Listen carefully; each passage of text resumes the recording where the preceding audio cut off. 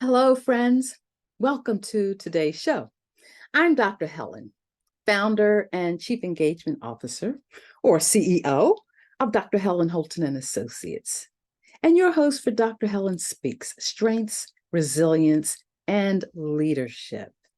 Thank you for joining us today. We appreciate you, and under no circumstances do we take your presence lightly. There are many other places you could be right now, doing something different. Our time together is an opportunity to continue on the journey of lifelong learning, to add value to your life as a leader and your leadership whenever you tune in.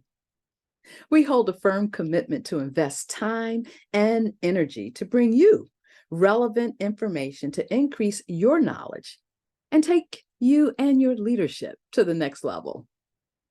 One of the most significant lessons I've learned is that the most effective leaders are lifelong learners. And who you learn from matters. It really does. But I've also noticed that the most sustaining leaders are servant leaders, just in how they operate and do what they do to equip and empower others to rise into leadership. The more you invest in yourself by choosing to learn and expand who you are as a leader, it strengthens your leadership. And as a leader, what I know is when you continually and consistently, you can continue to do something with irregularity. We're talking about continually and consistently, a set period of time. It could be daily, weekly, whatever you do, like showing up here. We're here every Tuesday. Investing in your leadership development and professional growth are definite ways for you to elevate your leadership forward. How you show up to lead, equipped and empowered, educated and informed, is essential to your success and those you lead. It may not always feel that way or seem that way. However, it really is that way. No one can do what you do better than you. And we show up here every week to encourage you to keep investing in yourself, to be your best self and the best leader you can be. And that's in a nutshell, the why Dr. Helen Speaks exists: to help you do better, plain and simple. This is my life's work, and the social proof of its success is through over 1,000 coaching sessions with leaders, teams, and organizations, where I've had the honor and privilege to experience phenomenal transformations locally, nationally, and globally. I love this question. It comes from Gallup, and I share it every week because it's just that important. And that is, do you have the opportunity to do what you do best every day? By design, with intention. This is so much more than a simple yes/no question. It's a question packed with potential and possibilities to keep you thinking, growing, and moving forward toward your best life ever, doing what brings you purposeful meaning, joy, and fulfillment to your life. It gives you more life, doing what you do best every day. And the value of aligning who you are and when you're doing what you do best is worth talking about and sharing with others. It's a good feeling you get when you make big things happen. Just like endorphins released when you exercise, as you increase your alignment of who you are at your best, the more of that good feeling you get when you do what you do best. Now, our focus today comes from a pure curiosity and a little bit of confusion about something that jumped out at me as gender bias initially. And as I thought deeper about it, I said, oh my goodness, this is really, I'm not feeling this. So I want to ask you this: what is a lazy girl job? I'd never heard of it, and decided to find out more about what it really meant. So before we jump in, make sure you've got something handy to capture your thoughts, questions, ideas, and aha moments. A notebook, journal, tablet, smartphone. For all intensive purposes, the back of an envelope works just as well when you want to jot something down that resonates with you enough that you want to go back and spend a little more time exploring what it means for you. So let's talk about what is a lazy girl job. Now, according to Gabrielle Judge, as I was researching, she's a TikTok influencer. Now, I have a TikTok account that I don't even think I fully set up. However, with all the social media out there, I was like, okay, you know what? Enough already. Well, she shared that a lazy girl job is one that is low stress, high paying, and can be done from home. They involve tasks that are repetitive or administrative in nature, and they typically don't require a lot of creativity or problem-solving skills. OMG.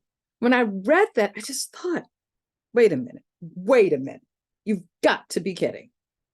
Well, no, it's no joke. There is a notion that lazy girl jobs that I have found somewhat offensive. So I did more research. And according to Forbes Leadership for Women, Gallup, Wall Street Journal, and other news and information sources that I follow, this notion of lazy girl jobs entered the space of curiosity and confusion. And that's what really captured my attention.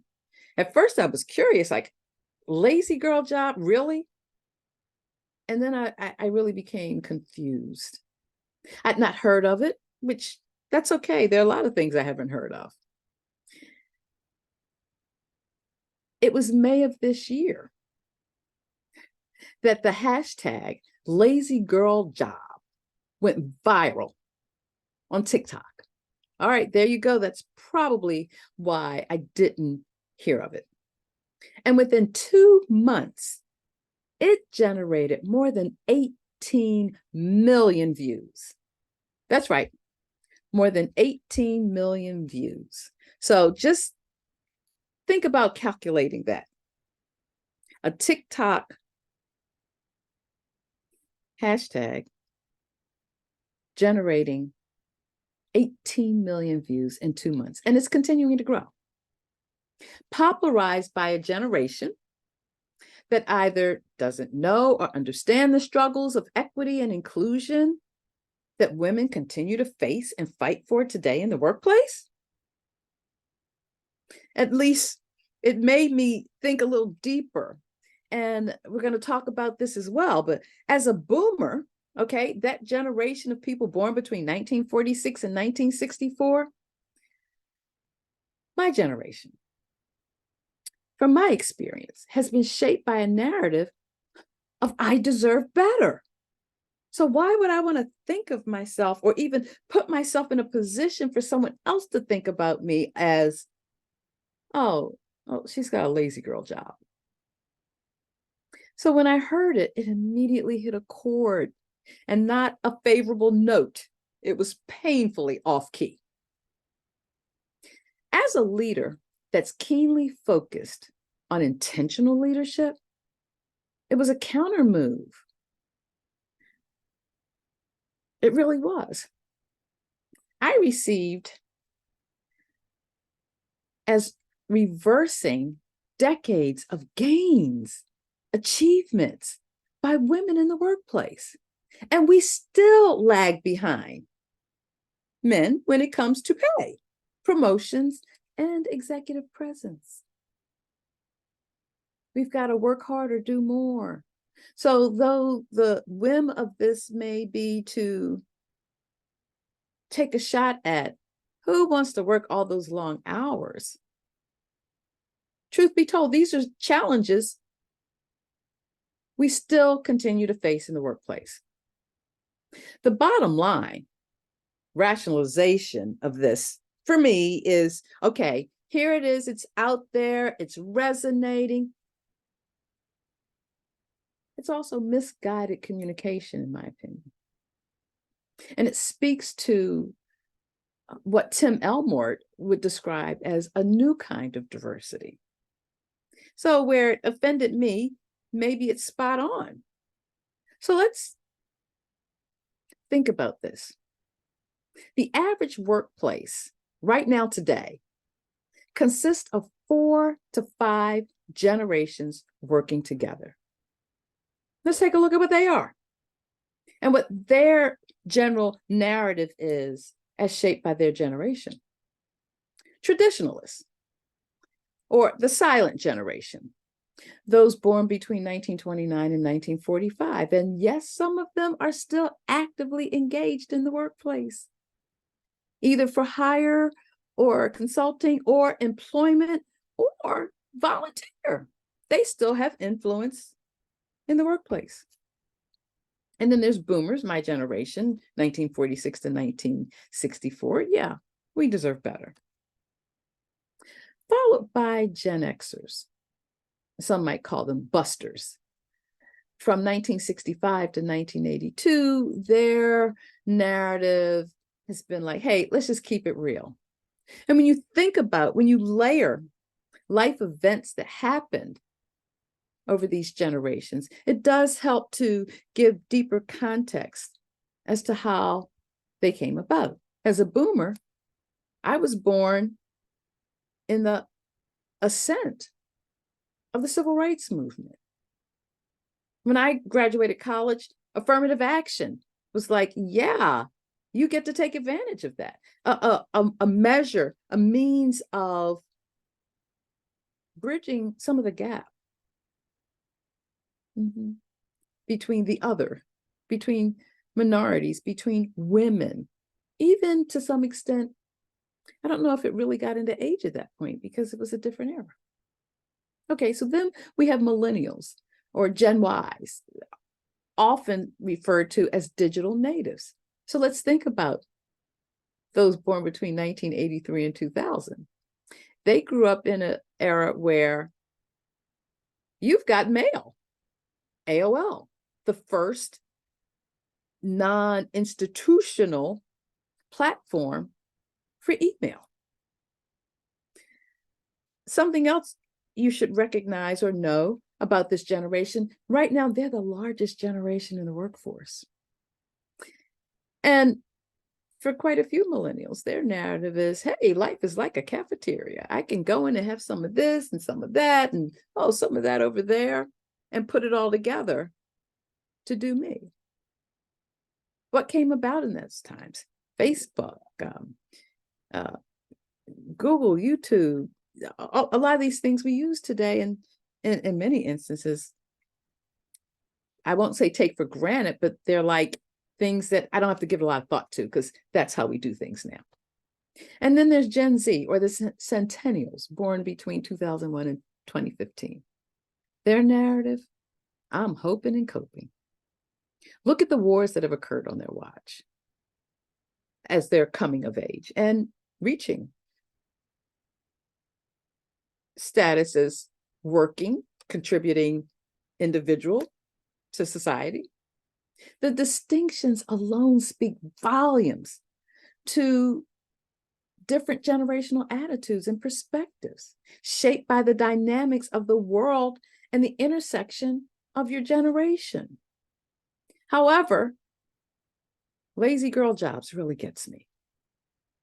So Gallup, one of the preeminent data gatherers of the world, wrote an article about debunking lazy girl jobs and wanted to focus on what women really want out of a job or career as compared to what men want. And really in the context of when you're on a job and you're not happy with it and you want it to be different, what are you considering when you decide I'm going to leave my current job to go pursue something that suits me better? And before we go there, Let's talk about what are examples of lazy girl jobs? Lazy girl jobs, yeah. Think a lot, administrative, doesn't matter where you are. I got an internet connection. I can be in Tierra del Fuego, South America, and still do my job as long as I got internet connection. I don't have to think much about it. Yeah. Yeah. Yeah. I'm of that generation. How dare you? But that's what lifelong learning is about. It's about understanding as much as things stay the same, things change. So, what are some of the most important reasons for a career or job shift? And this is what Gallup survey revealed. 69% of women want greater work-life balance and well-being. Oh my goodness, it only makes sense. We're coming out of a global pandemic. The world is still trying to figure out what the new normal is, and everybody's overloaded in some capacity. Well, maybe not those who have lazy girl jobs, but I'm going to leave that alone for now. However, men want greater work-life balance and well-being at 58%. That's an 11-point difference.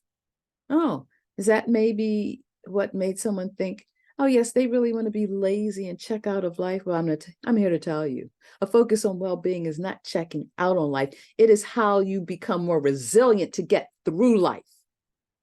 Because the turbulence under which we live today is hitting us on every front.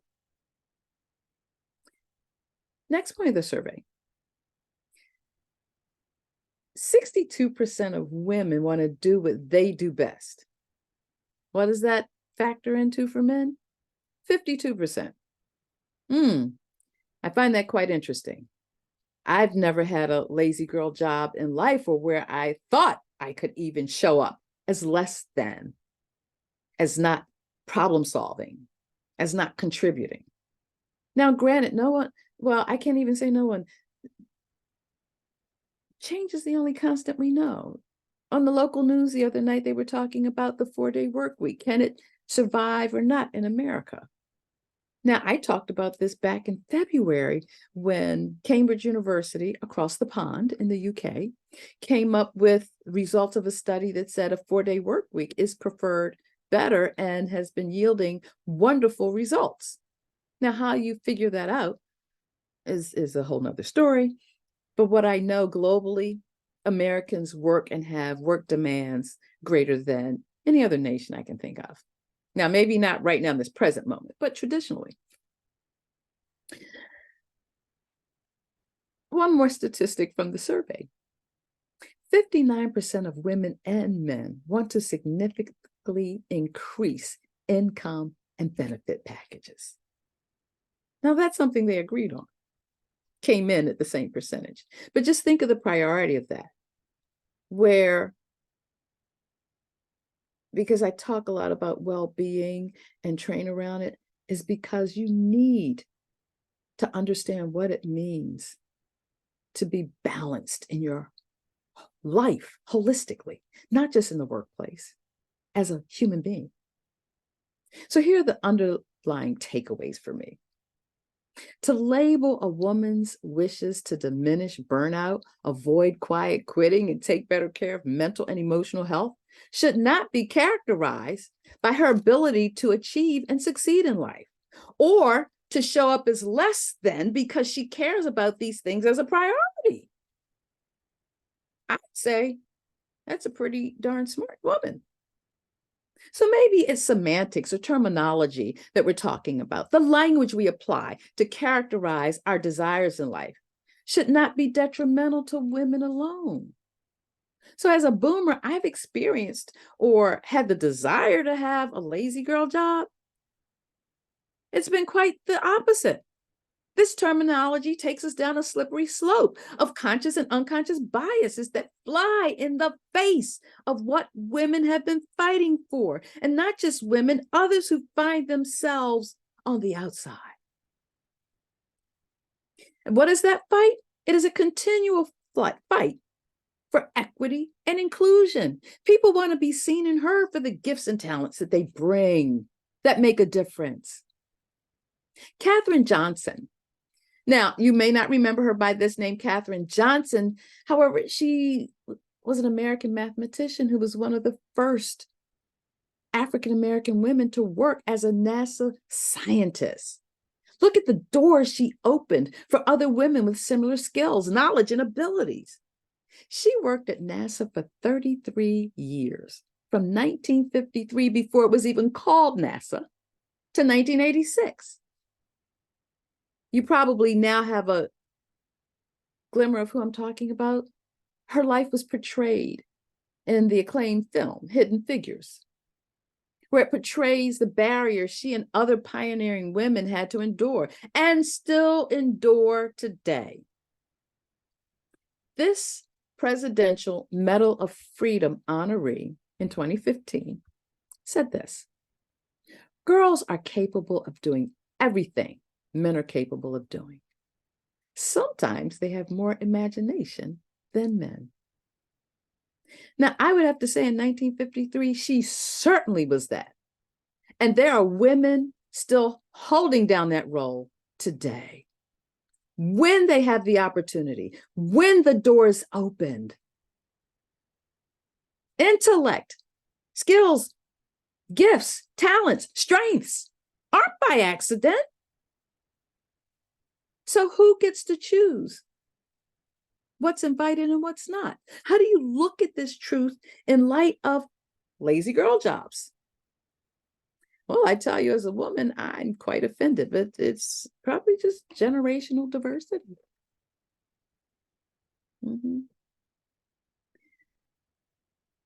They're not, these words, lazy girl jobs, are not compatible in the communication of intent as a leader. Now, that can be your intent as an individual. As a woman, I hope not. I hope not. The phrase lazy girl job can trigger conscious and unconscious biases by reinforcing stereotypes, leading to quite a few tangible truths. Number one, limited opportunities. Unconscious biases may influence hiring decisions, limiting access to certain roles or leadership positions based on preconceived notions about your abilities. Uh-oh, lazy girl. Number two, promotion barriers. When leaders unconsciously associate certain tasks as more suitable for one type of person than another, it really can create barriers to promotions in fields deemed as traditionally male-dominated. Think of Katherine Johnson, smart as a whip. We probably would have never landed a vehicle on the moon without Katherine Johnson. Number three, expectation reinforcement. Leaders may unconsciously set lower expectations for members on their team in certain roles, i.e., like women, like younger or older persons, like race, that impacts performance evaluations, career advancement opportunities. Yeah, that's a big deal. Think about it with children in K-12 education. The unconscious bias is based upon what has shaped your truth, or how your truth has been shaped by the media, factual and non-factual, commentary, not necessarily news. So what can you do to be a more inclusive leader? You can challenge stereotypes Actively challenge and discourage gender, race, generational stereotypes in your workplace. Promote a culture that values skills and competencies over traditional and outdated norms.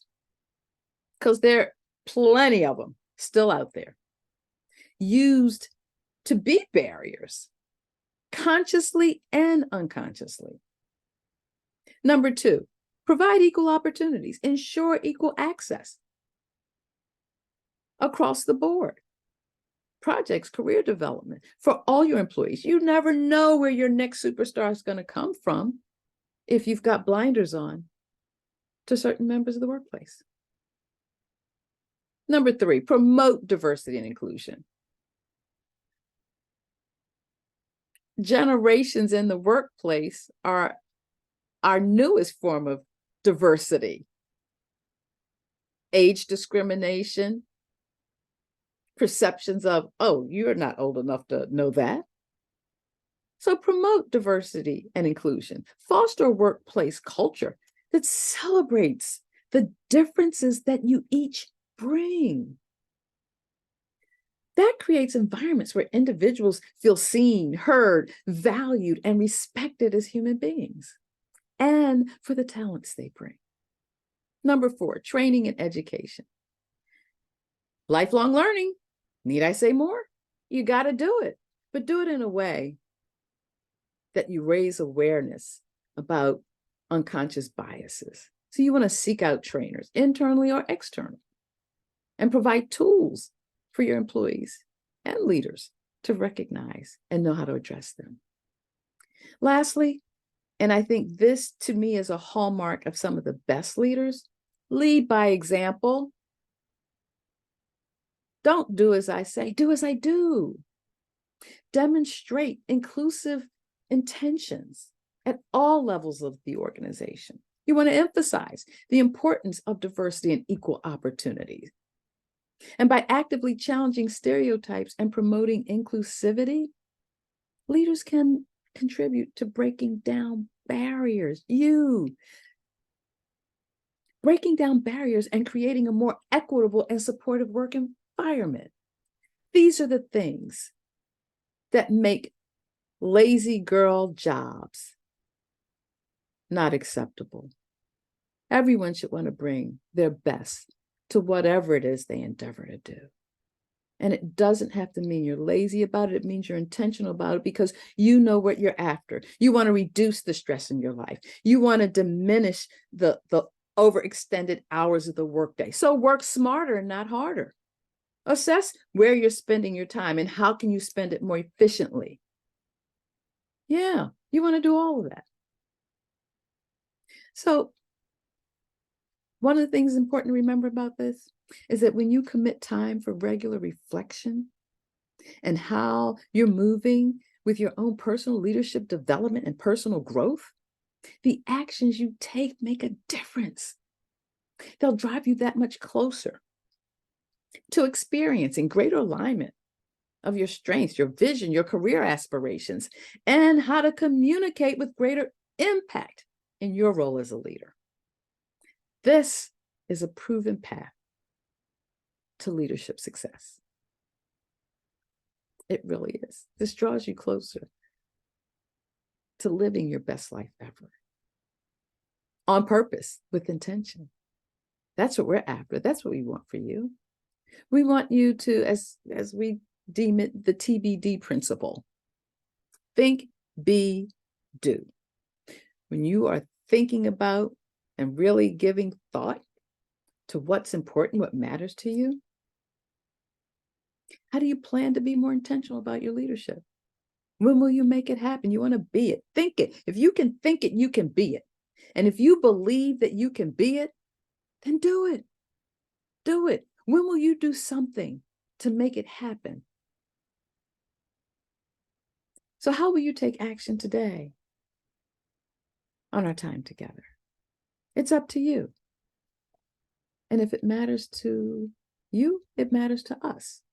You see, it's your feedback that helps us to continue to feed forward into you, to support your ideas, curiosities, and plans to be a more intentional leader. I'm Dr. Helen, your host for Dr. Helen Speaks, Strengths, Resilience, and Leadership. We are here for you. We are here with you, and we want you to excel like never before as a leader with a purpose and intention for your leadership. So until next time, we'll be here Tuesdays, 1 o'clock p.m. Eastern Time, 10 a.m. Pacific Time. Dr. Helen Speaks, Strengths, Resilience, and Leadership.